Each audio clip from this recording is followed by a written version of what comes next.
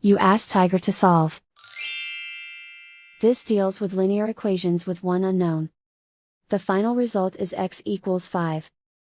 Let's solve it step by step. Group all constants on the right side of the equation.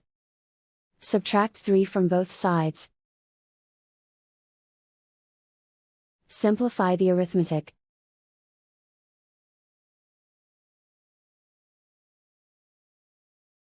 Isolate the x. Multiply both sides by inverse fraction 5/4. Group like terms.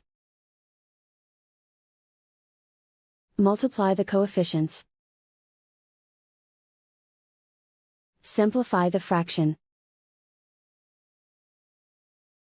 Multiply the fractions. Simplify the arithmetic. And so the final result is x equals 5.